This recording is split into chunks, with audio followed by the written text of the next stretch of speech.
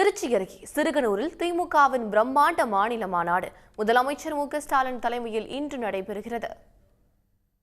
2026 சட்டப்பேரவை தேர்தலை முன்னிட்டு இளைஞரணி நிர்வாகிகள் சந்திப்புகள், வெல்லும் தமிழ் பெண்கள் மாநாடுகள், என் வாக்குச்சாவடி, வெற்றி வாக்குச்சாவடி மாநாடுகள் என திமுக தொடர்ச்சியாக பல்வேறு மாநாடுகளை நடத்தி வருகிறது.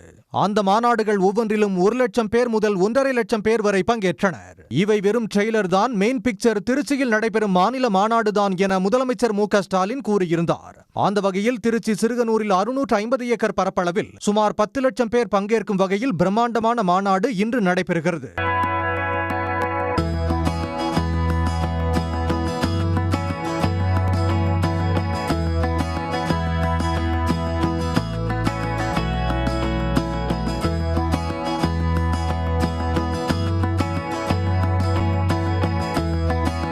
நூற்று 10 அடி உயரத்தில் திமுக கொடிக்கம்பம், கார்கள், பேருந்துகள் உள்ளிட்ட 50,000 வாகனங்களை நிறுத்துவதற்கான வசதி, 10 லட்சம் பேருக்கும் அறுசுவை உணவுகள், குடிநீர், கழிப்பிட வசதிகள் என பிரம்மாண்டமான முறையில் ஏற்பாடுகள் செய்யப்பட்டுள்ளன.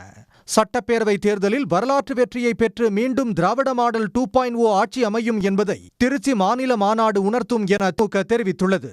இன்றைய மாநாட்டில் முதலமைச்சர் மு.க.ஸ்டாலினின் உரை அரசியல் முக்கியத்துவம் வாய்ந்ததாக இருக்கும் எனவும், மக்களை கவரும் வகையில் முக்கியமான அறிவிப்புகளை அவர் வெளியிடுவார் எனவும் எதிர்பார்க்கப்படுகிறது. உடனுக்குடன் செய்திகளை தெரிந்து கொள்ள சன் நியூஸ் பெல் ஐகானை கிளிக் பண்ணுங்க.